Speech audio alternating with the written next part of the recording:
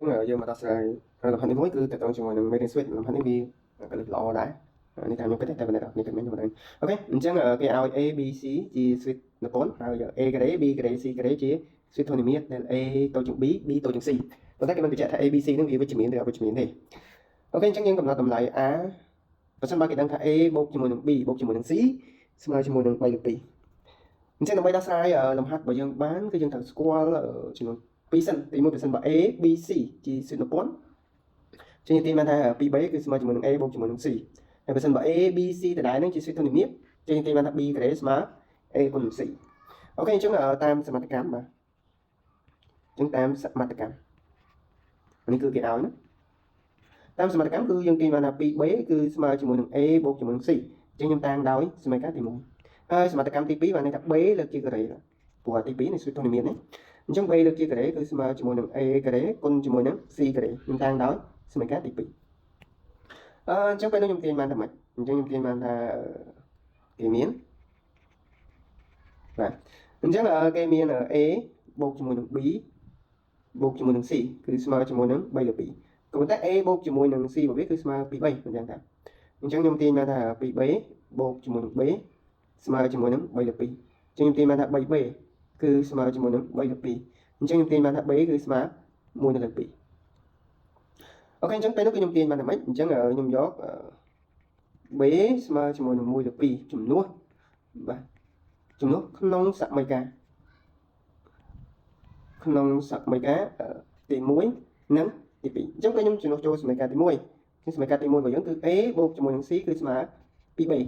អញ្ចឹងខ្ញុំអាចទាញបានថា A បូកជាមួយនឹង C គឺស្មើ2គុណនឹង1លើ2អញ្ចឹងខ្ញុំទាញបានថា A បូកជាមួយនឹង C ស្មើកន្លះអញ្ចឹងខ្ញុំទាញ C ឲ្យហើយព្រោះយើងខ្ញុំទាញដល់ហ្នឹងតម្លៃ C ឲ្យហើយព្រោះខ្ញុំចង់បាន A អញ្ចឹង1ដល់ A ស្មើ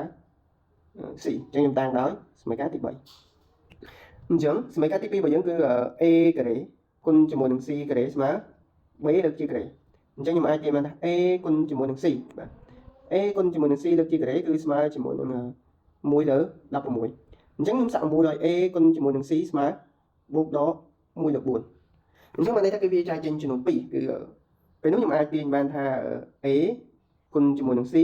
ស្មើ1លើ4ហើយជាមួយនឹង A ស្មើជាមួយនឹងដក1លើ4អូខេអញ្ចឹងយើងអាចបែងចែកបានចំនួន2អញ្ចឹងខ្ញុំតាំងវាដោយសមីការទី4ជាមួយនឹងសមីការទី5ព្រោះថា A គុណ C វាមានចំនួន2អញ្ចឹងខ្ញុំកណនីទី1មុនអញ្ចឹងខ្ញុំយកសមីការទី3ចំនួនក្នុងសមីការទី4អញ្ចឹងបើខ្ញុំចំនួនចូលសមីការទី4ខ្ញុំទទួលបានថា A កតាឲ្យ1ដកជាមួយនឹង A អូខេស្មើជាមួយនឹង1លើ4អញ្ចឹងខ្ញុំគុណទៅវាបាន A ដកជាមួយនឹង A ការ៉េស្មើ1លើ4អញ្ចឹងខ្ញុំអាចទាញបានថា A ការ៉េដក A បូក1លើ4ស្មើ0អញ្ចឹងខ្ញុំទាញបានថា A ដក1លើ2លើកជាការ៉េស្មើ0អញ្ចឹង A គឺស្មើជាមួយនឹងកន្លះអញ្ចឹងបានន័យថាគឺយើងមិនយកទេព្រោះវាខុសពីលក្ខខណ្ឌ A តូចជាង B ហើយ B ត្រូវតែតូចជាង C អញ្ចឹងបានន័យថាគឺវាអត់គ្រប់លក្ខខណ្ឌទេអញ្ចឹងយើងអត់យកនៅក្នុងសមីការទី4របស់យើងអញ្ចឹងយើងនៅសមីការមួយទៀតគឺជាសមីការទី5អញ្ចឹងទី2គឺខ្ញុំយកសមីការទី3ចំនួនចូលសមីការទី5ចំនួនសមីការ5អញ្ចឹងខ្ញុំរំលឹកបន្តិចអញ្ចឹងសមីការទី3របស់យើងហ្នឹងគឺ C ស្មើជាមួយនឹង1ដក A ហើយសមីការទី5របស់យើងហ្នឹងគឺ A គុណជាមួយនឹង C ស្មើដក1លើ4អូខេអញ្ចឹងសមីការទី5អញ្ចឹងខ្ញុំសាក់មូលឲ្យអូខេយើងជំនួសមកអញ្ចឹងនាំឲ្យ A អញ្ចឹង C របស់វាគឺ1ដក A ស្មើដក1លើ4អូខេអញ្ចឹងពេលនេះខ្ញុំគុណពលាទៅបាន A ដក A ការ៉េដក1លើ4ច្រឡំស្មើដក1លើ4អូខេស្មើដក1លើ4អញ្ចឹងពេលនេះខ្ញុំគេបានថា A ការ៉េដក A ដក1លើ4គឺស្មើជាមួយនឹង0អញ្ចឹងខ្ញុំដោះស្រាយតាម delta អញ្ចឹងតាម delta គឺស្មើជាមួយនឹង B ការ៉េដក4ដង A គុណនឹង C អញ្ចឹងខ្ញុំគេបានថាដក1លើកជាការ៉េដក4គុណជាមួយនឹង1គុណជាមួយនឹងដក1លើ4អញ្ចឹងខ្ញុំទទួលបាន1បូកជាមួយនឹង1ស្មើ2អញ្ចឹងនោះឬ delta របស់យើងគឺស្មើឬ2អញ្ចឹងគេបាន A គឺស្មើជាមួយនឹងដក B ដកឬ delta លើ 2A អញ្ចឹងគឺស្មើជាមួយនឹងដកតែដក1ដកឬ2នៅលើ2អញ្ចឹងចម្លើយគឺឃើញ1ដកឬ2លើ2អញ្ចឹង B របស់វាមួយទៀតគឺឆ្លើយ B A1 អញ្ចឹង A2 គឺស្មើជាមួយនឹងដក B បូក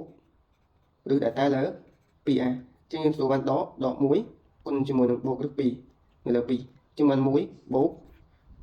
ឬ2នៅលើ2អញ្ចឹងយើងរកតម្លៃ c មួយទៀតតើវាផ្ទៀងផ្ទាត់លក្ខខណ្ឌហ្នឹងអូខេអញ្ចឹងយើងស្គាល់ហើយនាំឲ្យ c បាទអញ្ចឹង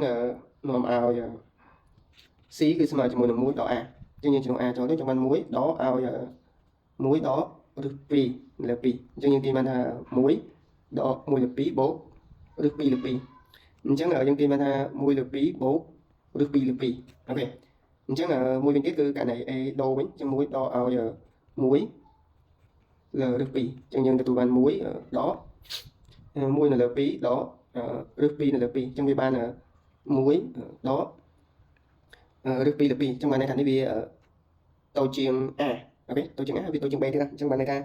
វាអត់ផ្ទៀងផ្ទាត់ទេណាអញ្ចឹងដូចនេះគឺ a ស្មើជាមួយនឹង1ដក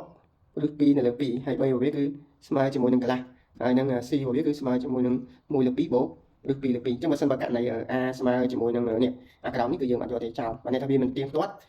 មិនផ្ទៀងផ្ទាត់